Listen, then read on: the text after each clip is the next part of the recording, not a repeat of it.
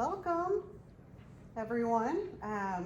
Thank you all for coming out on this misty, rainy day. We have a special guest here, Elizabeth Collins, and she's going to talk about living with dementia.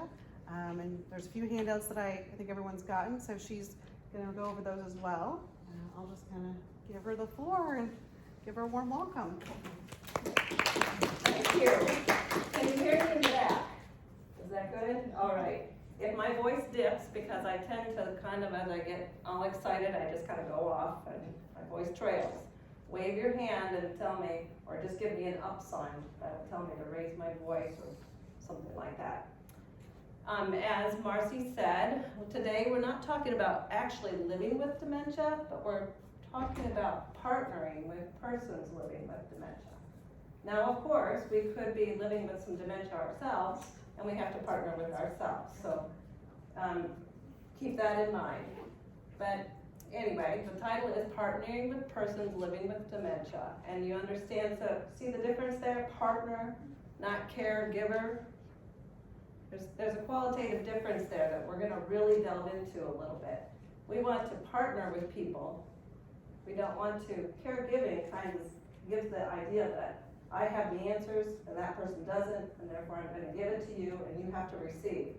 But this is about partnering with, about supporting and working with the person who has this disease called dementia. Okay? Let me tell you a little bit about myself. I was born and raised in Minneapolis. I have my bachelor's degree from Marquette University in 1990, and then I got a master's in 1993. I'm married, and I moved to Indiana in 1996, so I guess you have to call me a Hoosier at this point.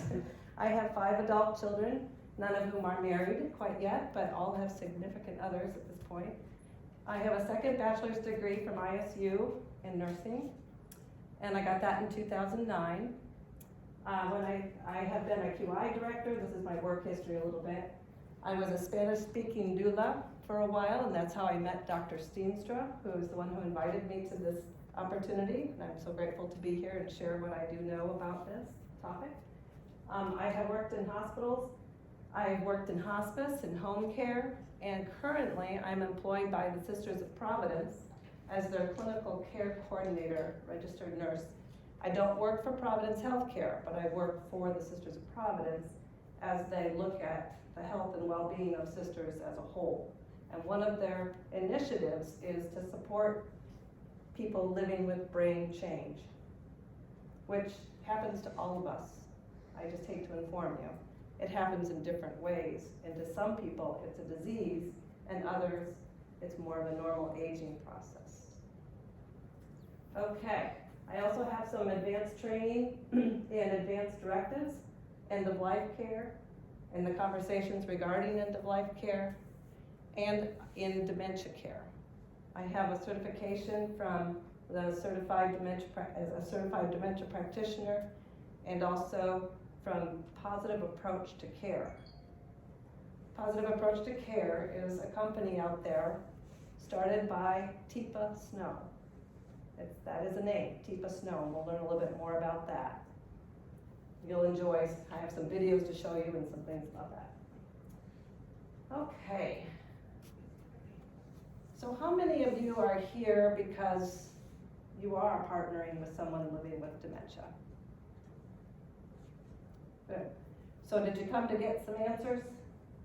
Ask some questions? About today, I'm going to ask this question. What if this is really not so much about finding a way to fix them, but learning more about us and how we respond to somebody who has the inflexible brain. We're going to learn today a few things about why their brain is unable to adapt and flex. And because we can, we're the ones who have to keep learning how to respond. It's a core principle to this dementia care. So what if it is really teaching us about ourselves? There are some pretty staggering statistics out there.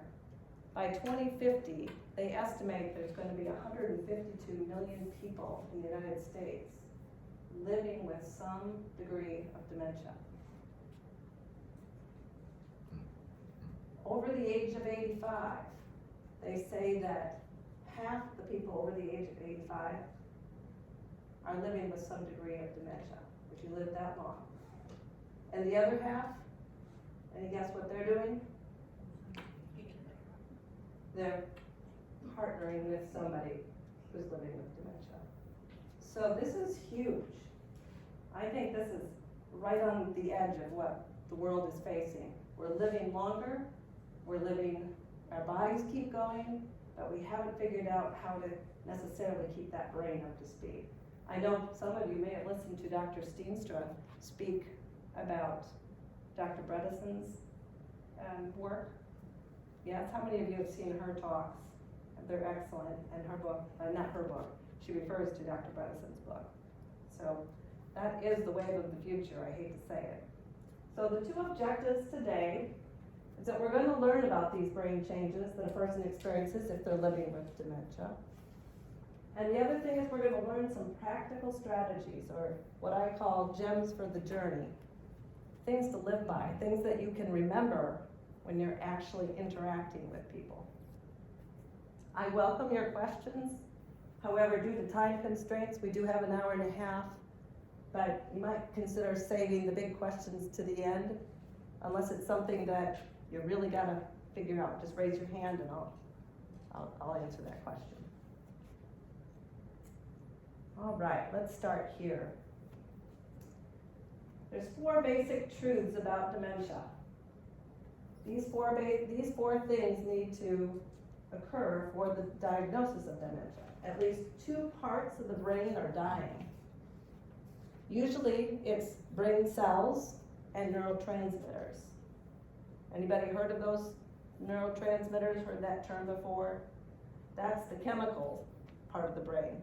So we have the physical part of the brain, and then we have the chemical part, the transmitters that actually take those signals and help us do what we need to do. It's progressive. Dementia keeps getting worse. It doesn't go away. It's chronic. It isn't fixable. And it's not curable, as far as we know so far. There's a lot of research out there. And it is terminal. It is a terminal disease.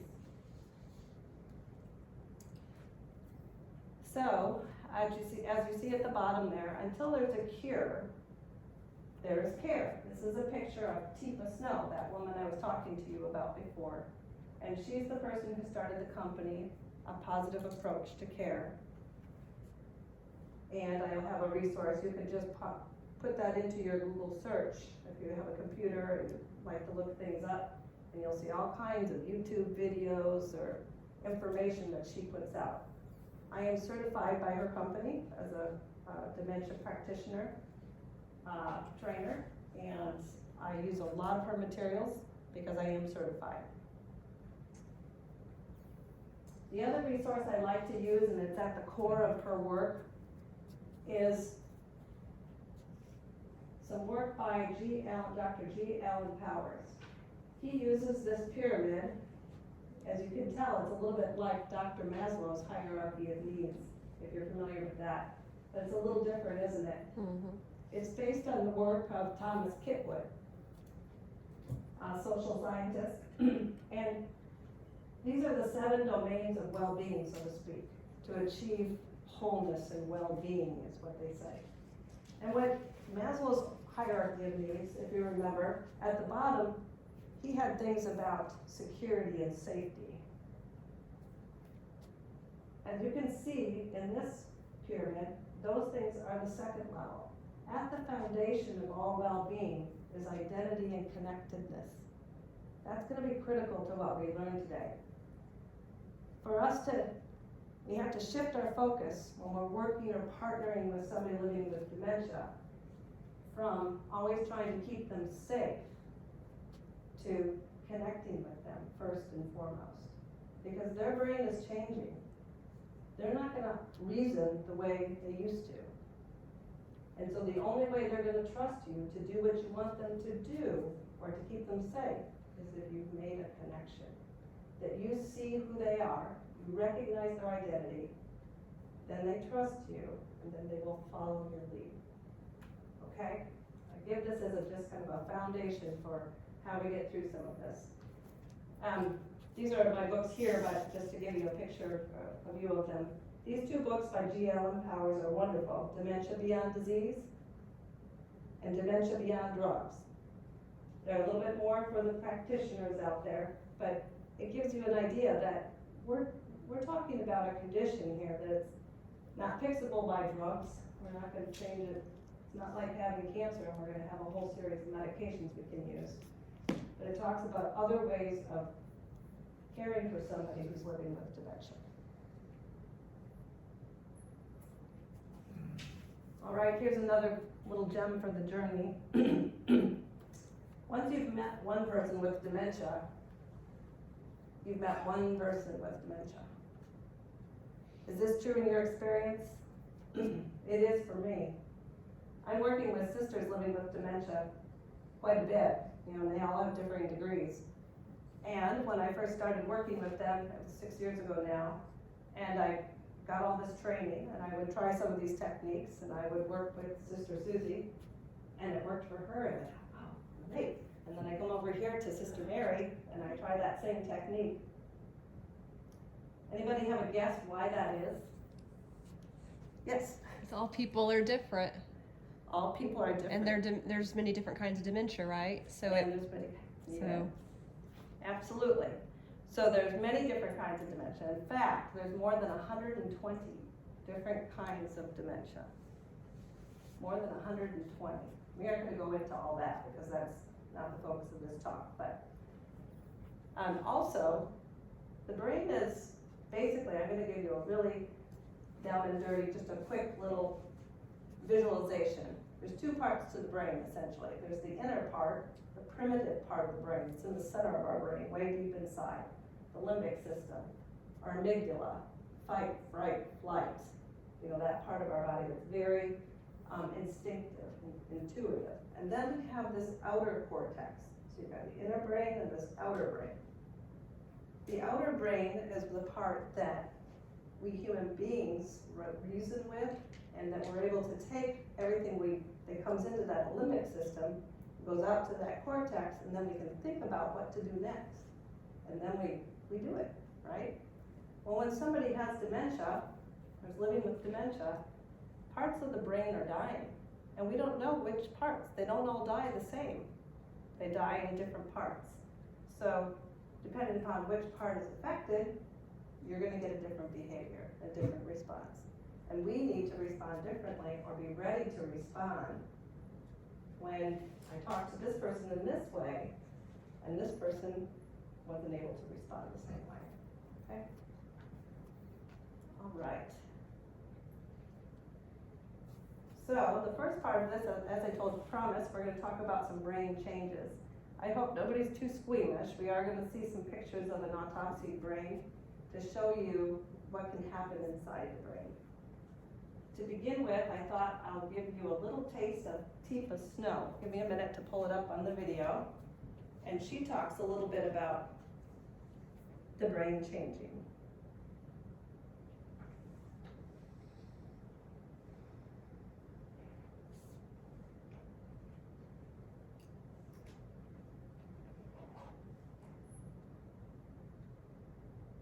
Okay, this is Tifa, and I'm just going to start the video from the part that I thought I wanted you to see, and I'll be stopping it, not the full way through.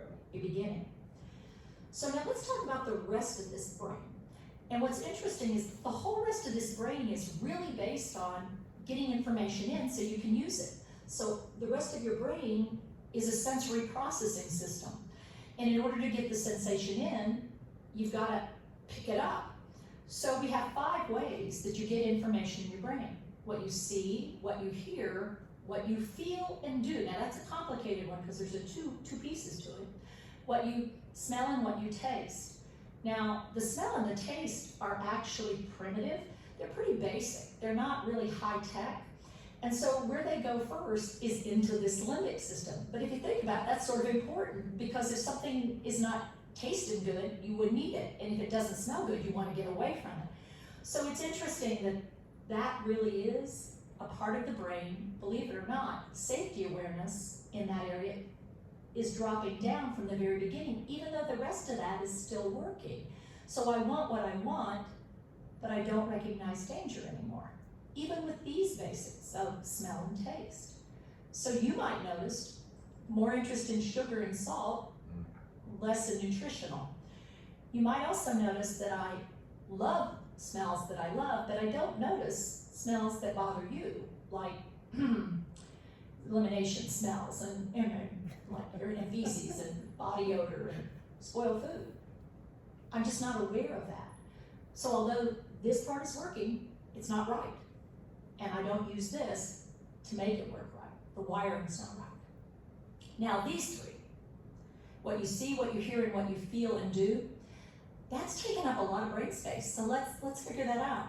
Vision, back here in the back of your brain. And this thing called dementia really does mess with that. It changes it. You have two major kinds of vision, center field and edge vision. The center field vision is where you have curiosity and interest, where you figure things out. That tends to be pretty well preserved. But the edge vision, paying attention to the edges, safety awareness, just not there. So what does that mean? What it means is I become less and less able to pick up on the edges of my visual field. I become more and more focused. My world is getting smaller and smaller and smaller. And even in the early stages of the disease, I can go from a visual field like this to a visual field like this. But if you don't know that, as somebody who's in my life, you touch me on the shoulder and lean around, and suddenly I think you're attacking me, and I react strongly to that. As the disease moves into the mid stages, which is approximately most people recognize it as what it is, my visual field is closing down into binoculars. I have about this much of the world I can see at a time, and what that means is I miss lots of detail. Particularly, I can look out or I can look down and pay attention here, but I can't do both at the same time. Because you, as my care person, may not know that. You might really surprise me, and that's not necessarily a good thing. I surprise myself sometimes by missing details because I also can't scan in an organized fashion. I can't remember where I last looked to know where to look next. And so I lose things, and then I think people have moved things, and it gets really distressing for me to figure this out. Then as the disease moves further, I can't take in images through each eye, flip them around, line them up in the back of my brain so I can see in 3D. So my brain has to decide, double vision, or just use one, but lose depth. And when you lose depth, suddenly simple things become very difficult because I can't judge distance to objects. I can't tell whether it's 2D or 3D. Is that an apple or a picture of an apple? And so you might see me do what seem to be very odd things where I'm trying to pick patterns off of the carpet, or I'm running my hands along the edge, or I miss the whole table when I set something down. It's not that I'm not trying, it's that I'm not getting data in and processing it like I should. And then we get to this one, auditory processing. Now, I hear things, and you hear with your ears, but you process right above that, the temporal lobes. The interesting thing in the human brain is one side is not the same as the other. So for 98% of human beings, the left side of your brain is where you have formal language skills, vocabulary, comprehension, speech production. The right is where you have basic rhythm type skills +1. Most dementias attack asymmetrically, and what they do is they attack the left more than the right. So you lose on the left, but you maintain or keep or retain on the right. What that means is you're losing your vocabulary, and it starts with nouns, comprehension. Early on, you may be losing 1 out of 4 words in a sentence, and the ability to actually produce the speech and the words in the particular format that you meant to deliver them. What you're keeping, automatic social chit-chat, which makes it seem like you're much more processing than you are. You're actually getting more than you are because you chit-chat with people, back and forth. The second thing is you can both deliver and get the rhythm of speech. Third thing is that you have music, poetry, and prayer. Now, that's a gift because you can do those things. You can sing when you can't talk anymore very frequently because that's preserved. And you learn the music as a song, and it's there. You can also move rhythmically. That means you can dance and clap, and you can move automatically better than you can plan a movement out. Because that requires thinking skills that just won't come together for you. Now, the last skill you keep on this side are your forbidden words. They're stored over there from a very young age, and they are swear words, sex talk, racial slur, and ugly words. And suddenly, you're saying things you shouldn't to people you shouldn't say them to, and you never did stuff like that before. Don't blame the person. They're doing the best they can when you're the care partner. The challenge is letting that go, because it just happens to be a preserved skill, something they're good at. Sorry. It's how Okay, I wanted to show you that so that we could move into these slides with a little more ease. Back to the brain changes. Isn't she interesting? Do you like her style? I encourage you to look her up online. She's got lots of little quips, bigger quips. You can find lots of good things out there. She focuses in on not having a lot of technical, but she gives you an explanation for what you might be observing in somebody, the person you're partnering with, that you think that they're just being obstinate. And she helps us understand there's a physiological reason for this, that they don't have control over. And when we can understand that, then we can choose to respond differently. Critically important message. Okay, let's start here with these two pictures of an autopsy brain. The one on the left and the one on the right. These are actually two men who were 89 years old. They were approximately the same size, weight, head circumference, height and weight. And you can see the one on the left did not have dementia, the one on the right did. Can you give me some things you notice between those two brains? What's different in those pictures? One is smaller. Yep. Color change. One's a lot darker. The one that died with dementia, with Alzheimer's type dementia. Deeper crevices. Yeah, that's what I was gonna say. There's bigger spaces. Right, deeper spaces. So that means that right here, in those spaces where connections our neurons are supposed to be sending signals, they're not reaching the other parts of the brain that they might need to reach. Anybody notice my two little socks up here? I bring this as a visual. This is like the brain on the left, and this is like a brain on the right. The person who died from dementia and the person who did not. The mass of the brain is 1/3 the size of the other one. So I filled this one with a bag of rice, and I took another bag of rice and I divided it, took away 2/3 of it to give a sense of what that's like. But what's the issue with when we look at the person that's living with dementia? Can we see that size difference?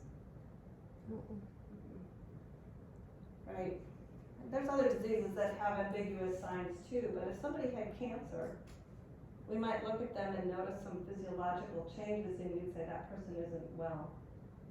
Somebody who's living with dementia, the disease is on the inside of a skull. It doesn't really change size. It's harder for us to take note of that. All we can see is behaviors. And so we'd like to get people to understand that there's it's a disease, just like kidney, heart failure, other things of that nature. Okay, here is the circled portions at the back of the brain, as Tipa Snow talked about, where vision is responsible for vision. What do you notice between the two sections there? More space again. Yeah. So a person who's living with dementia has these losses, like she said, the edges of the vision change, the peripheral vision. By the time you're 75, they say if you bring your arms in about 30 or 3/4 the way in, that's normal loss of peripheral vision for somebody who's 75 or older. For somebody who has dementia, you bring it in and you make a circle like this. Their loss of peripheral vision is even greater, and it's due to the loss of tissue and brain cells and neurotransmitters at that portion of the brain. They have problems with depth perception. They miss thresholds. You have to watch about thresholds. You have to watch about carpeting, and we'll learn a little bit more about that. They're slower to process. scanning and shifting focus. Here's a little exercise for you real quick. If you can put your hands to your face like this. So first of all, we had this, right? This is, you can't see the edges. And then if you go like this, by mid-disease, this is called scuba vision. How much more of your peripheral vision is taken away? What do you have to do in order to focus on something? I can't even see the camera recording me right now. I'd have to turn my head to be able to see that. When I was like this, I can see that. I knew it was there. That poses quite a problem. Late dementia, it goes down to binocular vision. So now I really have to tip my head and my body in order to notice what's going on. And by end-stage disease, it's called binocular vision. And when you can only see out of one eye, what happens? Try to touch something, do this, and try to touch something in front of you. You can't quite reach it, can you? We need binocular vision to have good depth perception. So that makes safety concerns. And that's why sometimes we jump on people, oh, don't do that, don't do that. And we start to see them do things. So we need to figure out how we're gonna approach somebody or respond to somebody in that situation. Oh, let me go back to that. On each one of these coming slides, you'll see a section called preserved. This section, they still see things in the middle vision the whole time, and they're still curious about them. So like Tifa was sharing with us, they still want to touch, they still want to explore. They haven't lost their curiosity, because that's part of that inner brain. What they've lost is the ability to use good reason about what to touch, and what to put in their mouth, and where to go. Okay, now we're looking at a different part of the brain, the hippocampus. Is that a familiar term for anybody? Mhm. You can see there in the middle. Oops, hit the wrong button, I'll be in trouble here. Right here, look what happens at end-stage disease. Again, loss of tissue and an increase in that space in the brain. So they lose immediate recall. This is the area of the brain that we have short-term memory. We remember what somebody just said. We remember to make the doctor's appointment. We remember to get to the doctor's appointment. Short-term memory. We lose even about relationships. They might forget who you are, and we need to remind them. We're going to learn more about how to do that. But they do remember long ago memories. And I will guarantee you they remember emotional memory. Have you heard the phrase, they may forget what you did for them, but they won't forget how you made them feel. So emotional memory is intact. If you can develop trust, you will be a safe person for them, and we can work with them and partner with them.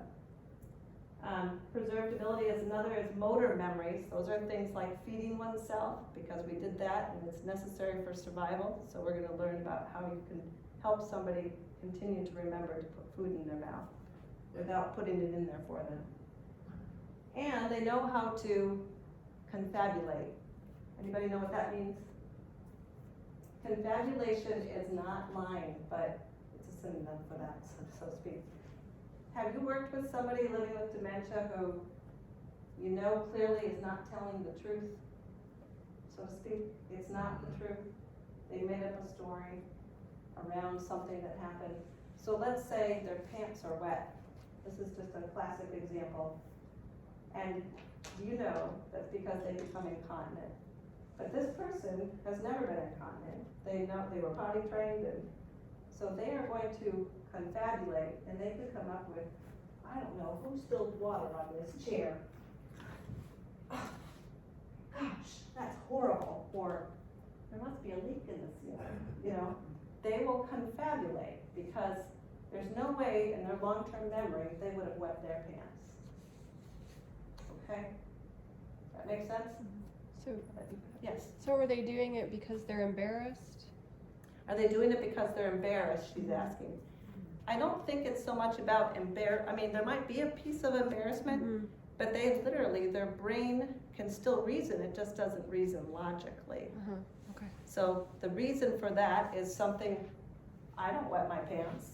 I've never wet my pants, but my pants are wet. So there must be some other explanation. There's another explanation, and I'm gonna come up with something, because they're still pretty creative. Deep as Snow, I remember watching a video one time, and she said, talked about somebody who took the keys away from somebody and hid them. She said, you know, instead of working with them to kind of help them come to the terms that I can't drive anymore, the person took the keys away, and she said, I'll be darned if they didn't call AAA and get them to come out and make her another key. They will get creative. You know, we can't just force our agenda on people. We need to work with them, develop that trust so that we can talk to them about partnering with, for their safety and for ours too. Okay, this is the language center of the brain. What they've lost at this point is that they might not understand words. They misuse words and they get off target and off topic often. That's probably something we notice a lot. I see some nods. Yes? Yeah. That's something I notice is with sisters a lot, is that they start to describe things about what they want to say without using a very common noun, like, oh, you know that thing with the brown stuff on the outside and the white snowflakes on the outside, and you eat it, you know, it's just a piece of candy, it's a bonbon, but they use other words because they can't find the word they're looking for. What is preserved, however, is they can get facial expressions. Our facial expression is going to matter. They will pick up on an angry face because it's emotional memory. They'll pick up on a happy face. They'll pick up on your tone of voice. We used to use a positive tone of voice. They can pick up if you're feeling anxious or irritated by them, they pick up on it and they're gonna resist. They can get some nonverbals. So if they see me rushing around and trying to get everything done and, you know, that nonverbal, I haven't said anything to them that we're in a hurry, but just my behavior will send a signal to them which will create in them anxiety about what's going on. And they learn how to cover. There's a story about calling AAA and getting the keys. Okay, but hearing, it doesn't change. Look at the size of the brain here. This little section right here. Now this was language section, and it's all hollowed out in the person who died from dementia. But up here, this little chunk, we don't know why, but persons living with dementia, that part of the brain doesn't necessarily shrink. Now you may have hearing loss, and that was already partly there. But I've worked with end-of-life care patients a lot, and we know that we believe they can hear all the way to the end of their days. And we can whisper in their ears sometimes, and they can hear. We don't know what's being understood. But the brain lights up when sound comes into the ear. So this is really, really important for us as we learn how to work with people with dementia. All right, and this part of the brain, this is the frontal part of the brain, the executive control center. And it has a lot of influence on emotions, behavior, judgment, reasoning, all those things that often are a challenge as somebody living with dementia progresses through their disease. And look at the changes there. That white stuff, this is actually hollow. And this was solid white gray matter. Or this is the gray matter, this is the white matter. And look at it, it's gone. Physiological changes happening. Excuse me, Yes. because when they're diagnosed, they give you like dementia frontal lobe or dementia, I think it's called Lewy body or dementia, whatever. So would it be different if there's somebody that was diagnosed with dementia frontal, or would it basically look like that? Those are good questions. What I do know about these pictures is these are people that were diagnosed with Alzheimer's type dementia. Okay. However, all dementias involve atrophy of the brain tissue. Okay. Now, where that atrophy or that issue is in the brain will vary by dementia type. And you're absolutely right. It's very hard to distinguish exactly. Most people have mixed dementia. So you don't just have one type, you might have one that's primary and then others that there might be many different kinds going on in the same person. There are certain types of frontal lobe dementia that could be caused by like a lesion or a brain tumor. That could be seen, and we could be more sure that that's what the kind of dementia it was. Or if somebody's had terrible blood pressure issues and vascular problems, we might say for sure vascular dementia is for sure probably the primary type for this person. Good question. All right, so what is preserved, like Tika was talking about, is this automatic speech, that social chit chat. We had a sister who would walk around and she would tell jokes. And it was always the same joke, but she worked her way through her day by going around and having the same conversations over and over, making full sentences, used vocabulary appropriately. But if you delved in a little bit deeper, she couldn't make good judgment calls. She couldn't remember to get places on time, get to her doctor's appointment. But if you didn't pay attention, she seemed perfectly normal in many ways.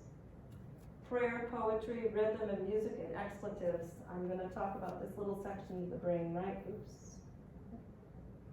Here. See how much larger it is over here and on this side? Can you see that?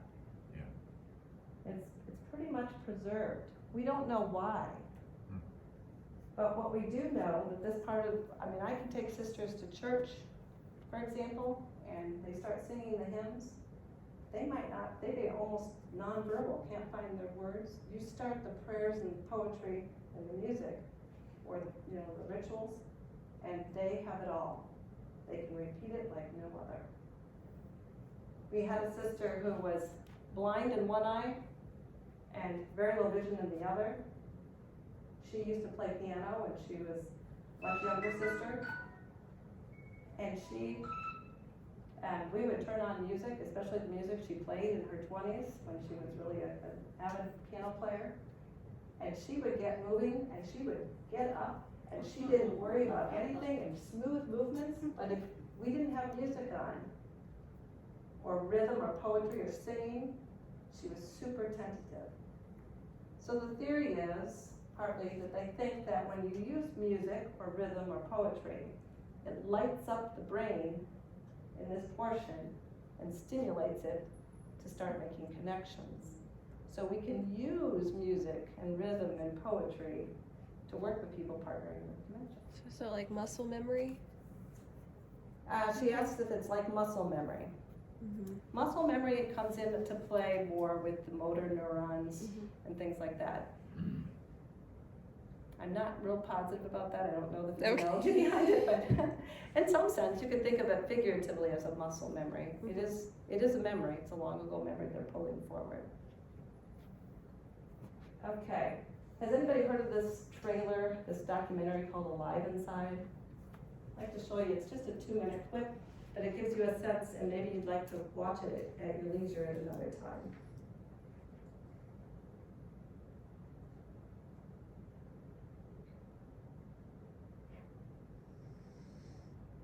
What do you think of music? My heart belongs to music.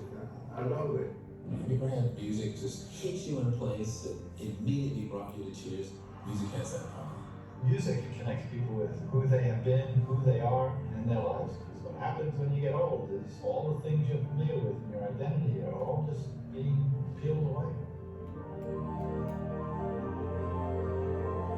We're going to do medicine now. Our healthcare system imagines the human to be a very complicated machine. We have medicines that can adjust the dials. Blood pressure, oh, turn that down. Blood sugar, oh, turn that down. We haven't done anything to touch the heart and soul of the patient.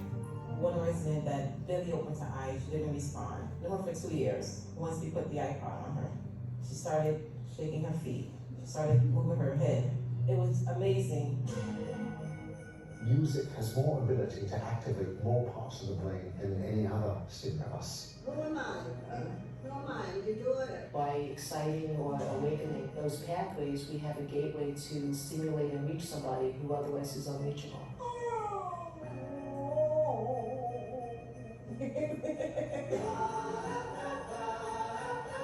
can't get away from me if I'm in this place. Takes me back to my school days. Oh God, that's beautiful. Does it make you happy to sing for us? Yeah. I'm crying. Every human being needs stimulation from the outside, from little babies to old people. American culture is wrong. There is actually life beyond adulthood. There's the opportunity to live and grow and become elders. The aging that we experience holds in it very important learnings and lessons. There is no pill that does that.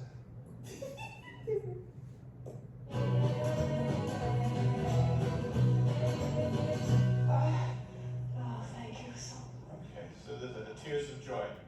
I thought you were gonna grow wings. Isn't that beautiful? It's a wonderful movie, and I encourage you to look into it if you have time. Documentary, yeah, okay. So now what? Now we've learned about all these brain changes. What can we do about it? Everything we do for somebody, we actually take away from them in some sense. Because if we don't do it, what's the phrase? If you don't use it, you Lose it. Yeah, now there's where the muscle memory comes in. So if we keep doing for people, then they will lose what they're unable to do more and more and more and more progressively. It's so much easier to put the coat on for somebody than to be patient and support them or do some techniques to help them put their own coat on. Because if you do it for them over and over again, not too long, they're not gonna be able to do it for themselves. Wouldn't that be, like, according to that, like, if you have trouble with the checkbook, you should never really let someone with dementia do a check, take care of checks or bills. So she's asking whether or not somebody who has trouble with the checkbook should be allowed to do the checkbook ever.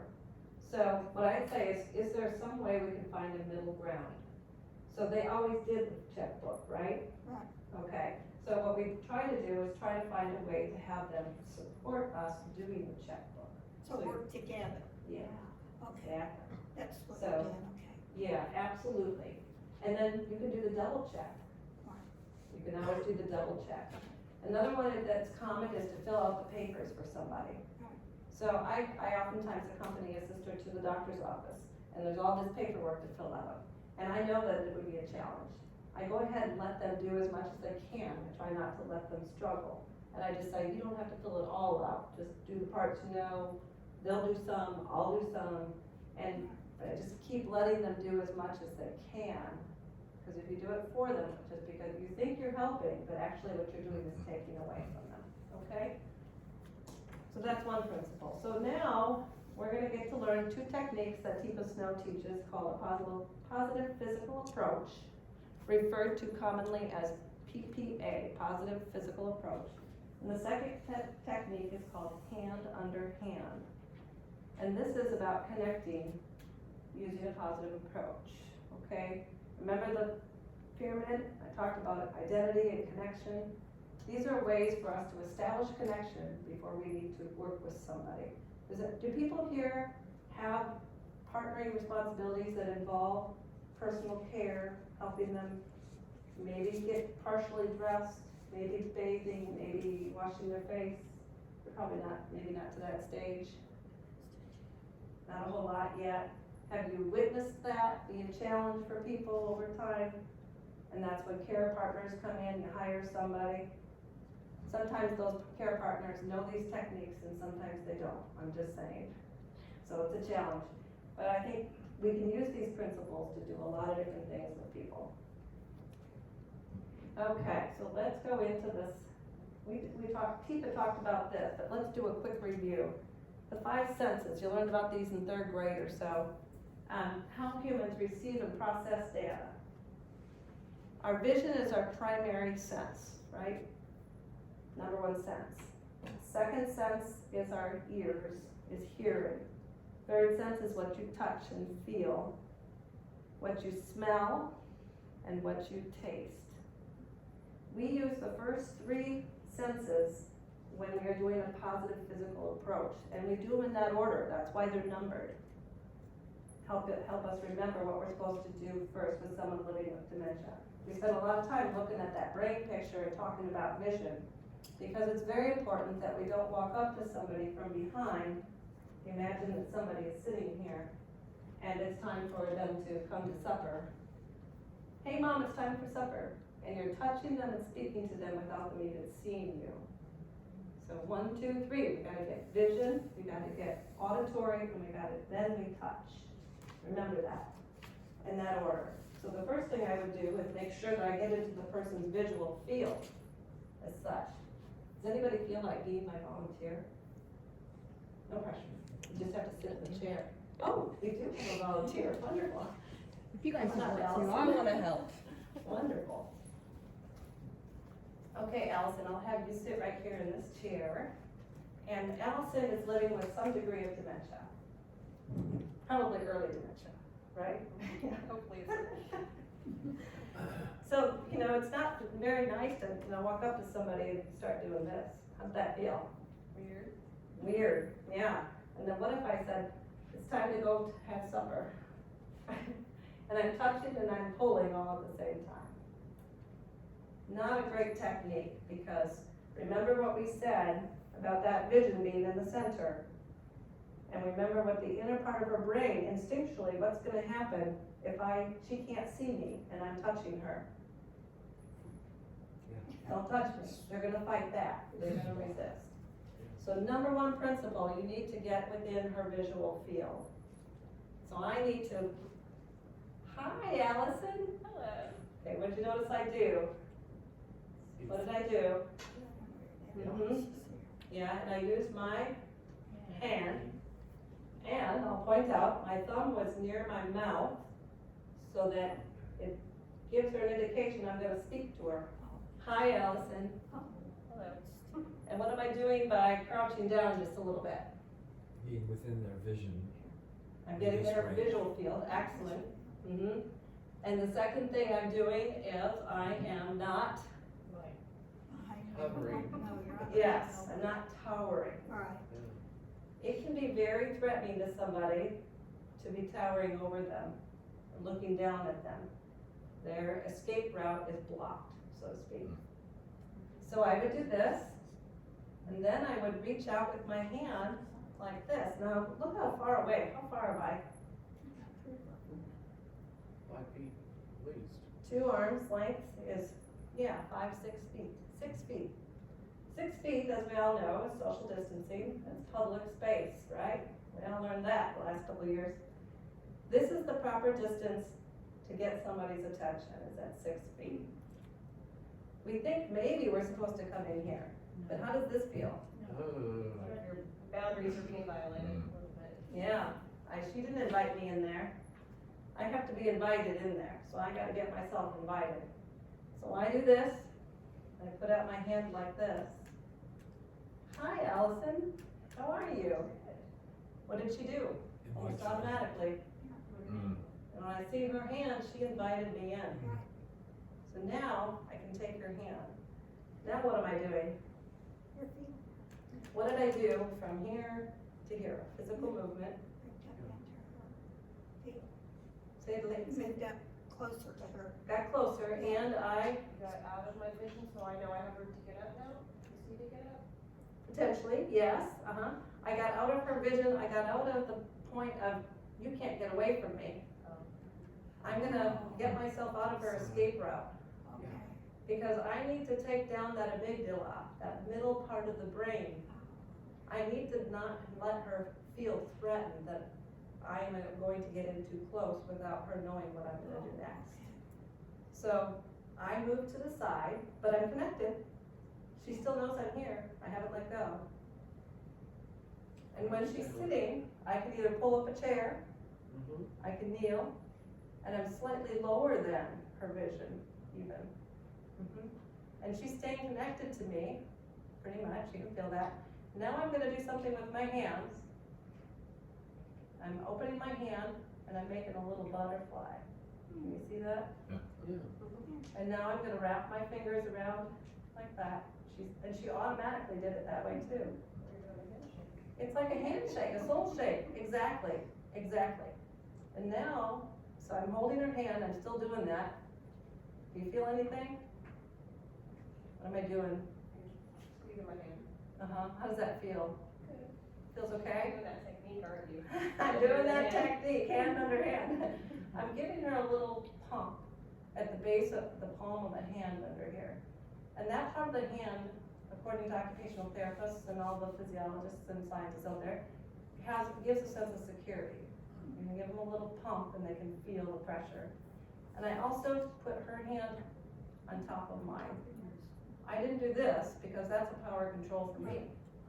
So I turn my hand this way so that she has a sense of control, so to speak, okay? So anyway, we're gonna do a little bit more with this, but let's just do a quick review. And actually, let me just do this part. When I'm down here, now I'm in what we call personal space, within 3 feet. And her private space would be like this, and that's when I have to actually brush her teeth or help her take a bath, or something like that. But we've got public space, the 6 feet, then we get in closer, that's personal space, and that's 3 feet, and that's when we can make a connection. And then private space is the part where, you know, you are doing hand on hand, you know, cleaning or personal care, okay? So I'm gonna try this again with her. Hi, Allison. Hello. It's Beth. It's good to see you. Good to see you too. How are you doing today? Good. She says, pretty good, all right. What was something else you noticed when I did it this time in my speech? You didn't let yourself. I identified myself. Did I do anything with my other hand? With my other hand, my left hand? Where did your? I pointed at my name badge. Oh. I don't know if any of you are volunteers, and obviously with your own loved ones, you're not gonna wear a name tag. It's important that it's very courteous to the person to tell them your name. What wouldn't we wanna say? We walk up to, let's say it's your mom or your dad, and they live by themselves, and you're stopping by for a visit. Hey, Mom, do you remember me? Would you want to say that to a person living with dementia? Because what if they couldn't remember? How you made them feel? Yeah. So it's always polite, no matter whom you're with. If you are in a public setting, you can always say, and you don't remember somebody's name, I do that now, and walk up to people and say, hi, I'm Beth, and you are? You can always find a way to help the other person out in that sense. Okay. Yeah. Let's review this here with the PowerPoint, if you wouldn't mind. We're gonna show them a little more. So we pause at the edge of public space. So that's about here. And I have some handouts. I have some handouts on this that I didn't put out, but if you're curious to get this in writing, you can get one from me afterward. Okay. You pause at the edge of public space, which is how far? 6 feet. Good. You gesture and greet by name. Hi, Allison. Oh, hi, Allison. Offer your hand and make the eye contact. Now, what if Allison was distracted and playing a puzzle and didn't seem to hear me? Pretend you're playing a puzzle or something off to the side. Hi, Allison. Hey, Allison. Hi. So I gotta keep working, because my brain can flex. Just because I've said her name, I can't move in. I gotta make sure she's making eye contact. Because remember, vision is the dominant sense. So then we go in. We approach slowly. It makes a big difference if I come in quickly, because I'm in a hurry, or whether or not we go slowly, because it takes people with dementia a lot longer to process information. So we shake hands and we maintain that hand under hand that I just demonstrated. I move to the side, I get to eye level, and I respect her intimate space. Now, what if Allison wanted to, she sees me and maybe I am her daughter or something, and she touches me. That's okay. She's invited intimate touching, intimate space, and that's okay. And you can move in closer so she can see you, no problem. And you wait for their acknowledgement. Any basic questions about that process? Pretty basic, but it's broken down in such a way that helps you understand why we get into trouble in nursing homes and things, and we end up drugging the person because the person is fighting back, you know, and they're struggling, and then we say they have, what do we call them? Behaviors. You heard that? And the behavior indicates that the person is acting up, acting out, and therefore they need medication to settle them down. Not okay. There is a different way. And I'm so passionate about this because it works. Oops. Sorry, I set my timer so I knew what time it would be at a certain point. Turn that off.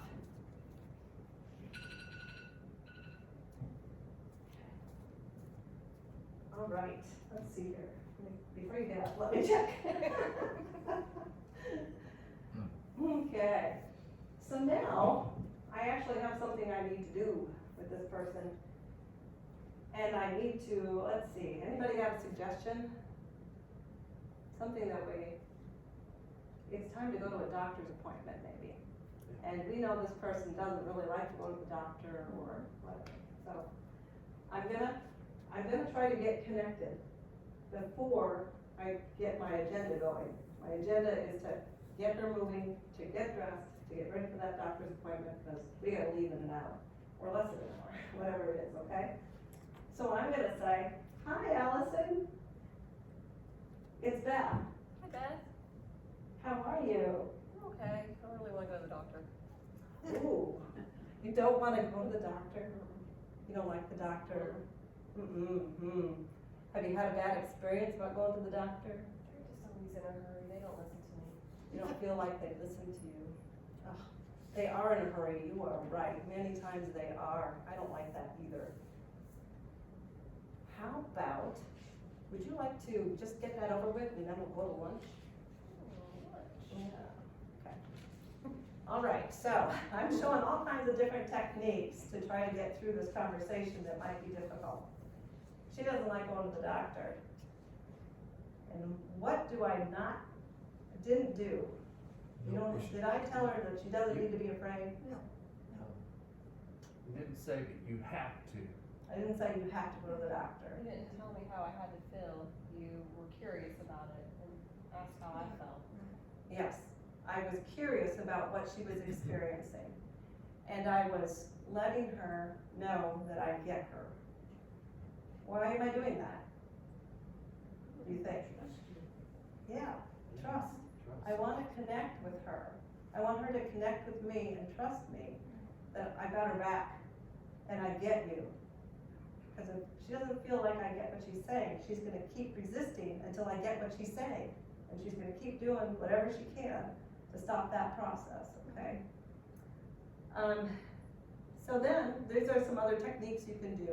You can compliment the person. I can say, oh, I see you're all ready for the doctor in your bright green shirt. You know, it's your favorite color, she says. Yes. So that's another, I love green too. Anytime I can buy green, I do, or any shade of green, absolutely. Okay, I'm connecting, I get her, and she gets me. Or you could do something like, notice what you see or hear around you. You could say, wow, looks like a bright sunny day. I'm really looking forward to this trip. We're gonna go by Deming Park and we'll see the leaves. So I'm doing something to identify and connect with the person. And we're gonna be able to find out why your knee has been bothering you. So explore unmet needs or wants. You can kind of, is that knee still bugging you? It is. Oh, mornings are worst? Yeah. All right, then you notice the response. If it's positive, then you can keep going, and I can say, how about if I help you finish getting your shoes on, and we'll find your coat, and we'll get on our way. Okay. If not, if they're still resisting, we're gonna still need to work on connection. We need to get her to trust me, that I've got her back, and I'm gonna make this okay. We're gonna do this together, okay? Any questions about that technique? Okay. Pretty basic, but we forget when we're in a hurry. Okay, thank you, Allison. I might need you in a little while. Okay. Give her a round of applause. Yay, Allison! She's a great volunteer for this. Participation points. Yes. So hand under hand, or what a cute acronym, huh? It uses established nerve pathways.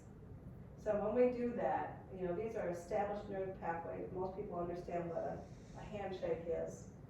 And sometimes they might not. I might have to move in and the person is more progressed in their dementia, and I might have to touch them gently before I touch the back of their hand before I can pick it up and hold it in that way.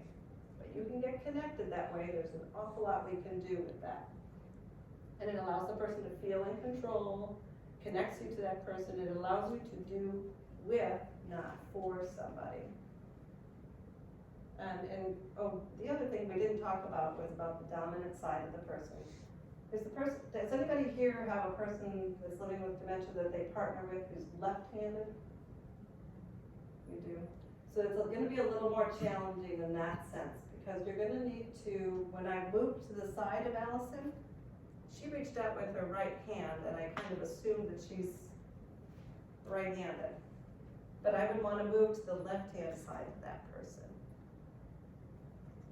in order to do anything with them, because if that person eats with their left hand, and I'm doing hand under hand, I can't force that person to eat with their right hand. I'm gonna have to learn how to do this technique the other way. We'll practice the sucker trick in just a minute. All right, so, here are some phrases that you can use called positive action starters. Things to remember: we need to use short, simple instructions, either or options, meaning, would you like a glass of water or orange juice? And if they still look confused, you can say, would you like a glass of water? Stop there. They'll say no. And then you say, or something else. And they might say, and then you just keep going. Maybe this person used to drink bourbon every day for a while. You can keep going until you find the thing. You can use phrases like, can you help me? Or could we try?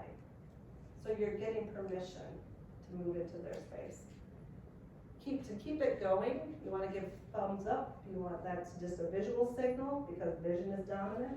Or you can say positive affirmations, good job. I like what we're doing here.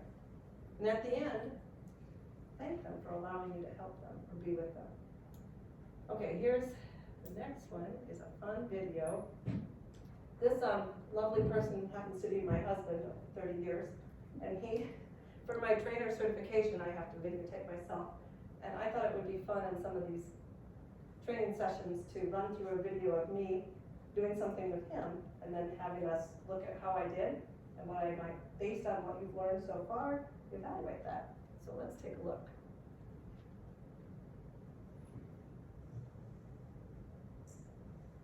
Hi, Richard. Hi, Richard. Hi. Hi, it's Beth. He doesn't have to mention. Beth, what are you trying to do? I want to put this on. You want to put that jacket on? Yeah. Okay, that's a very nice jacket. Yeah. It's very warm. Yeah, would you mind if I try something with you? Can I try something to help you get that on? Okay. All right. Hang on just 1 second. Let me figure this out here. All right. Wait.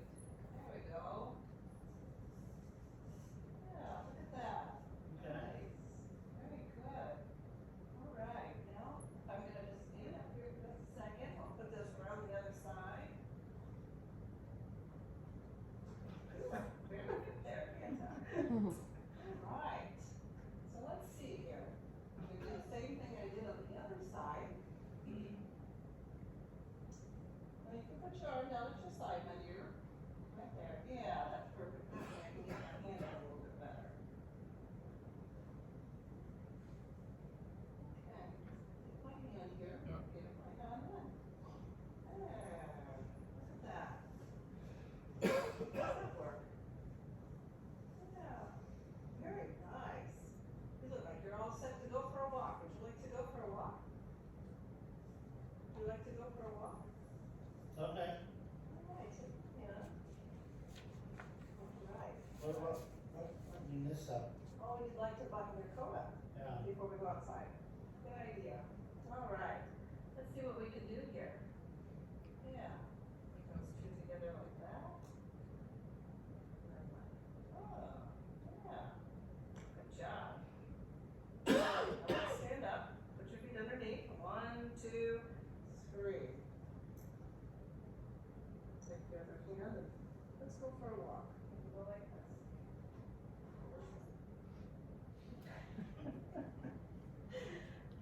So, tell me what you noticed. Some of the things, we're gonna do 2 things. What seemed to help the interaction and what might not have been a good technique. I have to do this to my own videos and I've already predetermined what I should work on for next time, but I need your help. So, audience participation, tell me some things you noticed based on what you've learned so far that were effective. Well, you reached out, you had the 6 feet, reach out and identify yourself. Yes, identified myself and I reached out before I actually entered and I waited for his response. If you noticed, I had to do it twice. Right. And behind you? Well, you reached through the sleeve to That's guide what their I hand through. I remember doing that with my kids when they were little. And it would work with an older person Right. too. Absolutely. I noticed that too. Right, yeah. And I put my hand through the coat and I used that hand under hand to hold and give that little pump to give them the security that we can do this. And I switched hands and I did it with my left hand on the other side. And we can do that technique with eating, brushing teeth, brushing hair, washing the body.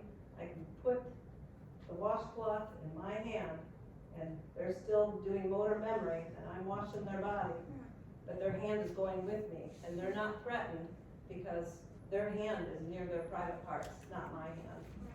And they aren't gonna be threatened. Does that make sense? That they won't be, don't, and they won't be pushing away.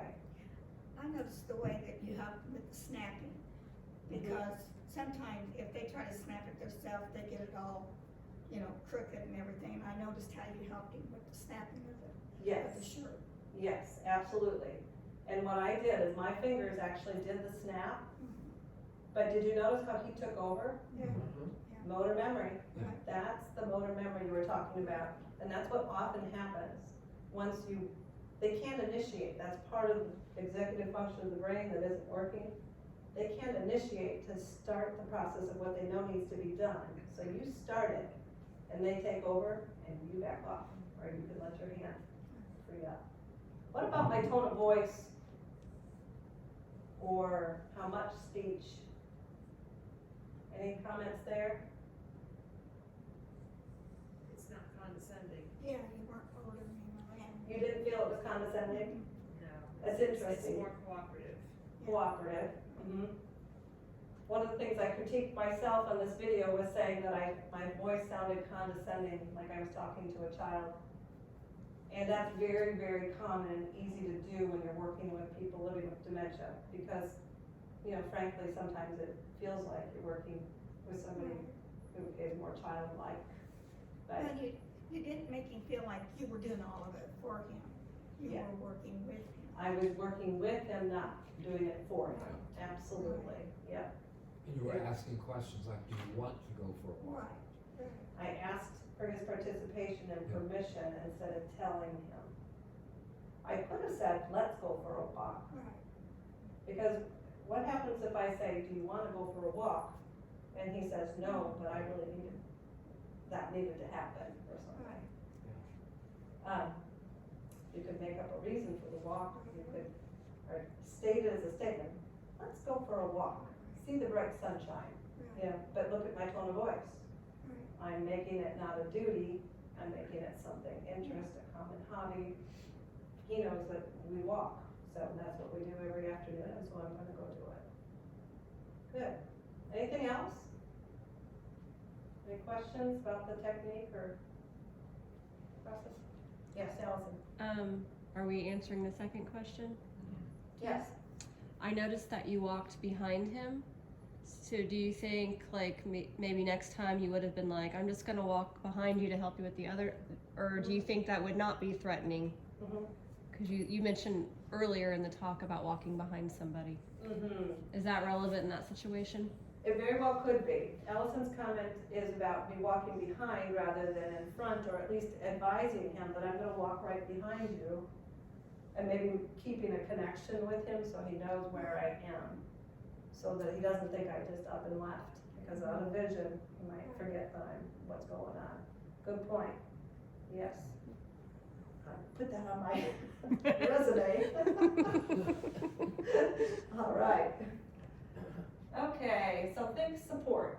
Do with, not for. The goal is to help the person stay as independent as possible using their spare abilities. Okay, these are some other ideas that you can do for supportive environments. We can put up signs or notes. You know, oftentimes a visual, and if they can't read, there comes a point in dementia where they actually can't read. But oftentimes they can identify pictures. So we used a sign for somebody where to put their shoes. And you can use the word in addition to that. The other thing we did for a sister at one time is we used she was the blind sister who only had one eye, and we had a large digital clock that she could see, and then right above it, I put Mass at 11:30. And all she had to do, and I made it look like the numbers underneath, she just had to match that time. And then she knew it's progressing, I had to get myself to church. And she did for the longest time until it became even more progressed. So those are little supportive cues and physical reminders you can do. Another thing we can do is contrasts in environments. Let's look at these two pictures of the toilet and the bathrooms, two different bathrooms. If you were somebody living with dementia who has some vision changes, the dominant sense, and you needed to get to the bathroom quickly, which toilet looks easier to get to? One on the right. The one on the right. Why? Has interest. There's texture. Pops out. Texture. It pops out. Yeah, absolutely. What else is going on the white on white one? The one with the white toilets on the white wall. It blends in. Yeah. Blends in. And the glare. Glare. See that glare? Glare is often very hard for people living with dementia as their vision changes. They can't distinguish if it's something to pick up or move or wipe off as they're coming toward it. So be very mindful of your environment. And another thing that I heard as a technique for male patients, or this was in a nursing home setting, but is they actually changed the color of the toilet seat. Because or even for females too, but that white seat on the white background, maybe you could have just changed the toilet seat on this one and left the lid up. If that were black or red or some color, it would be a contrast. They'd know where to aim. And then we won't have maybe as much mess, potentially. Just a little idea there. Communication tips. We talked about some of these things. Match your pace to theirs. If they are talking slowly and processing slowly, you need to match that so that they don't feel like you're talking away what you're trying to communicate. Use your facial expressions and words and body language. So when I was working with Richard there in his coat, so you want to go outside for, that's a nice coat you have. Like that coat? You like that coat. You know, I used the same words and I reflected back what I knew to be true. Easy technique and builds connectivity. Do you want this or something else? These are some phrases and techniques that are really easy to use. Let's say you really don't understand what they're trying to get across. They just keep trying and trying. What can we say to try to help them? Keep guessing, of course, but you could also ask the question, tell me more about it. Tipa uses one of her videos talks about this person who kept trying to, I need my pearl, I need my pearl, where's my pearl, I need my pearl. And she shows this little activity going around looking for her pearl. And they couldn't figure out, well, tell me more about it. What do you use the pearl? Well, you know, that thing you take with you, and you put it over your head.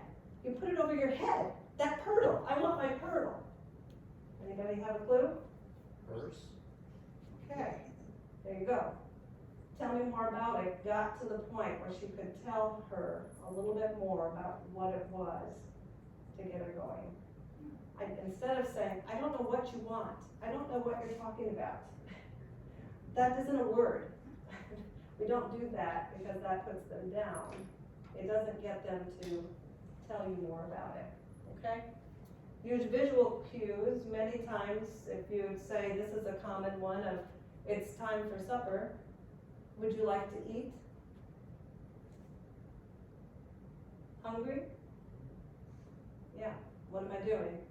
I'm giving them a visual cue along with the auditory to help them understand what they might not otherwise understand. And the last communication tip is relationship before task. We have to get that connectivity. Identify and let them trust you before you can embark on a task. So what do you do when it doesn't go as planned? I like this picture. For all communication, so what you're trying is not working, just stop. Back off. Take some time to think it through. Think about an alternate reapproach, how to approach that person. You might even step away. I've done this before. I had one sister who went out in the heat, and I was trying to help her understand you can't go out, it's 100 degrees out, and you have 3 sweaters on. You cannot do this. And she was arguing, she had no clue. I'm not hot. She's like tripping, all this. I was getting all frustrated. So I said, oh, I'm so sorry, I need to go, but I'll come back. I made up a reason to leave the situation and reapproach and think through, what the heck? What am I going to do? And what's really important here? I was really concerned about her safety. She could have passed out there and I would never have known it, and then I had to try something different. So when I went back in, I went in about 10, 15 minutes later. She'd pretty much kind of forgotten about that bad interaction that I just had with her. And we were able to talk a little bit about clothing and how hot it is outside, and wouldn't it be nice to go for a walk with somebody someday? I just totally changed my approach it wasn't about chiding her. It's Yes. kind of like parenting. I'm a retired psychotherapist, did a lot of work with parents. And with my own kids, if there was an issue going on, I would back off and stop and think, how can I say it in a way they'll hear me, rather than in a way that'll make them angry. Yeah, absolutely. So he says it's very much like the parenting technique of backing off. And I would say the same thing as a parent of 5 children and teenagers, is that you just gotta back off sometimes and identify with them and sometimes allow them to go through something. You have to ask yourself, how important is it? Who cares if they're using their sock as their napkin? Really, if they're gonna insist on it, unless it's absolutely gonna cause an infection. Yeah, it's gross to us. Or if their clothes are dirty, but you cannot convince them today's the day to change their clothes. Are the clothes gonna kill them? No. And is it worth the relationship? Probably not. So one technique, and this is something I've continued to work on, is slowing down. Actually, they say recommend 45 seconds, giving them, depending upon the person, and I know this to be true, and if you can just sit and be present, allowing up to 45 seconds before you repeat or redirect or restate. It's very hard. Take that time to breathe. This is what I did with my adolescent children too. You step out, 4 breaths. You can take 4 breaths, because literally, listen, think about it. Your amygdala is just the same as theirs. You've got one too, and yours is all worked up at the same time. And we need to de-escalate our emotions and our instincts too. So give yourself a break and take some deep breaths and just be present. And then we can talk about the physical and emotional unmet needs. So you get into a situation like that, or something's going on, we have different categories of needs that we can look at. These are the 5 physical and 5 emotional needs that we can often run through when you're coming up with a challenge, you're working with somebody with dementia. Are they hungry or thirsty? Do they have to go to the bathroom? Are they tired? Maybe they're in pain, they're uncomfortable. They've been in that chair for a long time. They need to move. So you can run through those things and you can try them, trial and error. One of the techniques we do as nurses is we can test discomfort, if we think it's pain, by offering some Tylenol, as long as it's not contraindicated. And if the person's behavior changes, we know that there's pain. There's potentially pain. And instead of asking them if they have pain, because literally, the pain that they have, let's say it's pain in their foot, it only hurts when they're walking. But when they're sitting down and you ask them if they have pain, they're gonna say, I don't have pain. No, I don't wanna take that pill. So sometimes you have to anticipate and learn this person, and when they get up, and you notice it's pain, then you have to preempt it and give them the Tylenol. There are emotional needs. They might be sad or lonely. They might be fearful of something. It might be angry, or it might even be bored. These are things that we can explore with somebody. This is one of my favorites. Know me, know my story. We make memory books for the sisters, and we use volunteers to come in and interview sisters with some personal history questions and things and then we use photographs and have them tell the story and kind of write it up in anticipation that Sister so-and-so is going to end up in the healthcare setting. And it would be really helpful for our care partners to know a little bit about her and have a conversation with you, to know what was important to the person. Simple thing to do. It doesn't have to be fancy or scrapbooked or anything. We happen to have a volunteer who's really, really good at it and does a beautiful job for us, but very, very helpful. I don't know if you've ever heard of the story of the man in the nursing home who kept leaving out the exit doors out to the field, and every single day, somewhere between 2 and 3, he was exiting the building, and they were getting so frustrated. They brought all the family together, they did care planning around it, what can we do? And they did the right kinds of things, they asked the right questions, and guess what they found out? He was a farmer, and he used to go check his cows every day at 2 o'clock. And guess what? There was a field out that door. So they did some care planning around that, and they moved his room to it wasn't right outside, right by the exit. And they gave him an opportunity to check the cows. They built into somebody's routine an opportunity to take him out and check the cows because that was meaningful to him. Is that beautiful? Very. Yeah. It takes 2 to tango. It takes 2 to tangle. Oftentimes resisting resistance just increases resistance. I usually do this little activity. You put your hand up against somebody else and you push, and what does the person automatically do? Pushes back. But if I start to move the hand and they're still connected to me and I move it to the side, what happens? The person's hand goes with me, right? So if we push back with too much pressure, you're gonna get pushed back.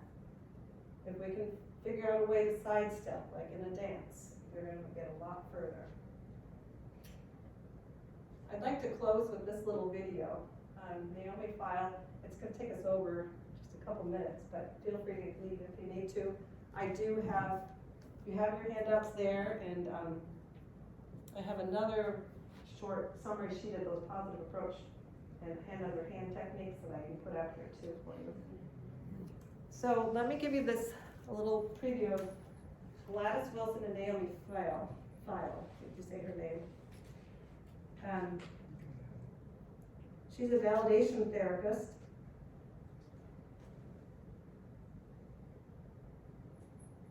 And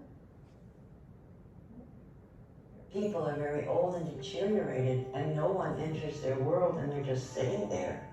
They will withdraw inward more and more, and their desperate need for connection is all now inside. And this person is all alone, even if they're very, very deteriorated. There's a longing for this kind of closeness. Mrs. Wilson? Hello? You want me to sit? Can you see me good?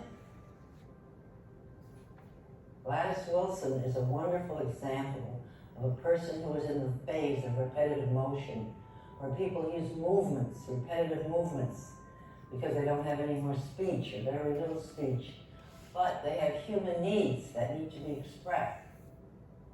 You're crying. Crying, you have a tear right here in your face. You have a little pain, you don't want me to touch you. You're very sad. Can you see me? Is it scary? Are you afraid? And if this person sits with their eyes closed, rocking back and forth, and maybe there's a tear coming down, there's a need there. There's a little tear that's coming out. Do you feel it? You feel a little tear? If you gently use touch, and I touched Gladys Wilson to the fingertips right here on the cheek, is where the mother usually touches a child. If you touch an infant there, it looks up, and every cell remembers where it was touched by the mother. And often that person knows, even if they can't say a word at that moment, they won't talk, or they don't want to talk, but there's a communication, and that person is no longer alone. Can you let me in a little bit? You think? Just a little? You think I could be with you in Jesus for a minute? Jesus loves me, this I know, for the Bible tells me so. I use music, because when speech is gone, music, especially with Gladys Wilson, it was religious music, because there's emotion tied to it and safety tied to it. So I used her old church song. Jesus loves me, yes, Jesus loves me, yes, Jesus loves me, the Bible tells me so. What I did was, when she moved, I moved with her. And when I was singing, because she didn't sing with me, so I matched the intensity of my voice to the intensity of her movement. And pretty soon, for a split second, we became one person. Jesus loves me. Yes, Jesus loves me. The Bible tells me so. So at one point, when she got very quiet and very peaceful, and my voice became very quiet as hers and very peaceful, and my breathing slowed to her breathing, she pulled me to her, and I moved with her.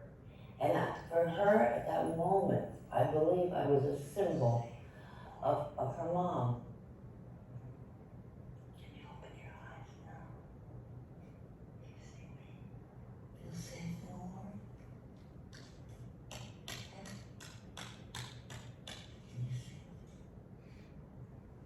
He's got the whole world in his hands. He's got the whole world in his hands. He's got the whole world in his hands. He's got the whole world in his hands. He's got the mothers and the fathers. He's got the mothers and the fathers in his hands. He's got the mothers and the fathers in his hands. He's got the whole world in his hands. The breakthrough doesn't happen every time. A person will not always open their eyes and look at you. But if you keep trying, and you keep centering yourself, and really look at that person, and really mirror their movements, Maybe not this time, but the next time you come, you'll have a communication. You feel safe with Jesus and me.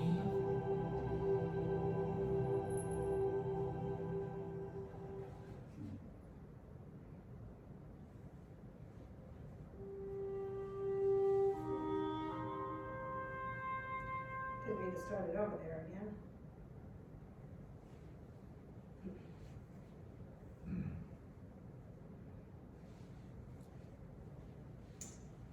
I think that video is so impressive to me. It really wraps up so many of the connections that I like to teach about and that I think are central to the way we can support somebody from early dementia all the way to this end stage.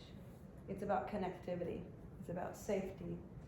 And you know, what they teach us is that people living with dementia, ultimately, it's fear, very fear-driven, very fearful. It's fearful to have all this changing around you and you don't know what's changing. And their brain can't flex and mold. It doesn't have the structure or the neurotransmitters anymore to do what it needs to do. But we do. And it's up to us to change our behavior and try to figure out what we can do to support this person. So again, in summary, the brain of somebody with living with dementia is not flexible. It's our approach that matters. And there are resources out there. There's tons of resources. I couldn't even hardly choose which ones to use for this. I have so much information now from the trainings and things I've worked on. We're in this together, so reach out for support. I did pass out, or I think it's available, my business card. We have resources through Sisters of Providence, and we periodically in their Providence Spirituality Conference Center offer a dementia series. And myself and a couple other people are trained presenters, and keep an eye out for them. It's been off the charts because of COVID for a couple of years, but we were doing a 3-part series. And if they offer those, I encourage you to take all 3 courses because they build on each other. Like, there's a lot of things I could keep going into, like challenging behaviors, and I'd like to do that, but it requires that you got the basics first. So, book resources. I have, you can come up and look if you'd like. I showed you the 2, Dementia Beyond Disease and Beyond Drugs. There's another great short essay book called Creating Moments of Joy, Jolene Brackey, and it's a care partnering person who just talks about really wonderful little ideas, 1 2-page articles. You can get them on Amazon. And the 36-hour day, if you are partnering with somebody, the incredible work of the care partners and what it takes. There's a lot of tips and advice in this book too. Alzheimer's Association, you probably, if you're here, you may have already checked that resource out. But they have lots of free stuff online you can download and read. And the National Council of Certified Dementia Practitioners, that's one of my certifications, and the other one is the Deepest Snow Positive Approach to Care. You can look that up online very easily too. And thank you very, very much. I know we entertain questions along the way, but I'm here for you, so. Yes. What's the status of drug research and drugs to help dementia patients? Status of drug research he's asking about. I know there's some brand new stuff coming out, and it's very interesting, but I don't have a lot of the latest science information on it, but there are some trials out right now. Is anybody else more up to date on that?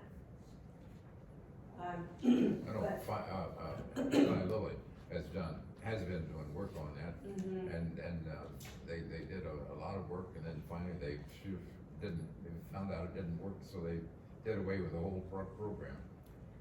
Yeah, I mean, my understanding essentially is that there's 2 basic kinds of medications. One of them tries to stop the brain cells from dying, and the other one tries to keep the neurotransmitters afloat a little bit longer in the brain. And both types of medications don't stop the process. Oh, yeah. Here's the other handout, you all, if you're leaving and would like it on the, I'll put it on the corner here. The other thing that might be helpful is the support group that meets at the library Wednesday of the month at 2 p.m. Great. And many times we found out that people don't even know that we meet. Yeah. And that's been very helpful. 2 p.m. Wednesday afternoons at the public library downtown. Yeah, the first Wednesday of the month. Oh, first Wednesday of the month. The main library right up here on. Vigo, yeah, downtown. Okay. Okay. Do they have a leader or are you Yes, self-directed? there is an individual from the Alzheimer's organization. Wonderful. That meets with us, and she's also working in one of the nursing homes in the dementia care area. I'm also available, because of some of the presentations I have done, people have reached out about a particular situation. It is really hard in these settings to, what you experience and what you experience and what you experience is so particular to your setting. One of them was all about the paranoia issue. And it takes a lot of work, and I can work with families, and I've invited them in to work through challenging situations. So feel free to reach out to us in that way too. Yes. Well, I was just gonna share something that happened to my father when he was in his late 80s and he was suffering from dementia. His first language, even though he was born in this country, just happened to be German because of where he lived and who was raising him. And when he was 87, 88 years old, that was the language he reverted back to. And my daughter was working with somebody who did the same thing with Russian. And I'm wondering if you've had any experiences like that with your patients? Yes, To absolutely. a childhood language. Yeah, I remember a hospice patient, she was a German speaker, and as she progressed through her disease, the only words she would say were in German. And the husband knew German, so he could communicate, but I couldn't. But what we did do is we went to the library, we found children's stories in German. And then she wasn't reading, but she could look at pictures that were bright and colorful. And the buildings and the architecture and different things were familiar or comforting to her and created that. The other situation, I am a fluent Spanish speaker as well, and I started out being a doula for Spanish-speaking women in the area. That's how I got to know Dr. Steenstra. And I did work with Spanish-speaking patients on hospice, and one of them had Parkinson's-type dementia at end of life, and it was so comforting to the family to know that I could, when she would say things, even if they were words, they could help me understand what the word was, and I was the medical person with some Spanish background, and I could respond and speak to her. I think the person loved it that the practitioner could speak the same language. You know, the bilingual, having somebody who knows the other language is critical as the dementia progresses. Absolutely. I also appreciated the thing you said on there that one of the last remaining speech is profanity, because my mother had a traumatic brain injury, and after she had surgery and came out of it, the first word she said was shit. I couldn't believe it. I thought, of all the things that you could possibly say to me, that's all that came out. Imagine what that's like when you're working with Sisters of Providence. Because that has happened too, and one of them though was so cute. Her, instead of calling you stupid, she'd say, "Oh, that stoop-nagel." Stoop-nagel, of all words. I'm like, okay, we figured out. They come up with their own vocabulary. But yes, that profanity, because that part of the brain, the frontal lobe, that would have prevented it from coming out of their mouth after the age of 5 or 6 when they learned it was a bad word, is now deteriorated. So now it's like Swiss cheese. And those emotions don't have any cap on them. And now they find their way out through that Swiss cheese up there. And you're gonna hear it. And try not to react. Yes, in the back. I've learned a lot from you. I have a friend, 91 years old, who has dementia. And I am responsible because I want to take her to the Red Hats meeting. Now, I just took her last Tuesday, but it had been 2 months since I had seen her, so I said to her daughter, I will stop by Monday to remind her that we have Red Hats tomorrow. Well, Monday I went up to see her, and she kind of looked at me like she didn't know who I was. And I mentioned Red Hats and my name Ruthie, and we're gonna have fun. And it did not register with her, and I thought, oh my goodness, I probably should not take her out tomorrow. Then I I remembered she knew my husband, so I said, Gordon. And she looked at me and she said, oh, that cute guy. I said, and you know he's married to somebody. And she looked at me and I said, Ruthie, and it was okay then. So I did pick her up on that Tuesday and we had a good time. Wonderful. Oh, yeah, but Yeah. I wish I had her do sooner because there's a lot for me to learn. And I want her to keep going because she needs this interaction. Yes. All the other Red Hatters know that she has dementia, and so they treat her like she's Louise. And then she responds like she knows them, and I know she doesn't know who they are. Oh, that's a Thank you. wonderful I have story. a lot to learn. That's wonderful. I'm curious, does she still recognize the red hat? I mean, if, Yes, maybe next time every time you talk to her about it, bring your red hat and wear it. okay. Or, And I don't usually have a big hat. I have a little rolls or something, because I don't Okay. like hats on my head. does she have a red hat? Yes, And use the visual cue okay. to make the connection every single time. A consistent visual cue will help. But it's such a joy to be with her. I mean, Oh, I can I imagine. can just tell she's happy, and so that makes me happy. Yes, absolutely. And I have worked with so many people now, in my various settings. I remember my great-grandmother had dementia, but we called it senility back then. And I can remember when I was 7 years old at the Christmas party, and she was cutting her napkin with a knife and fork. And the way we responded to her was horrible. I remember my mom, as her granddaughter, and her own daughter, telling her that was so bad, so inappropriate. And I'm thinking, we would never do that anymore. I mean, there's just so many other ways you can substitute. She's hungry. Oh, you're hungry. You're ready to eat. How would you like a piece of, Swiss cheese? I don't know. She loved cheese. There's so many other things we could do to have a positive approach to care rather than focusing on diminishments and deficits. Focus on preserved abilities.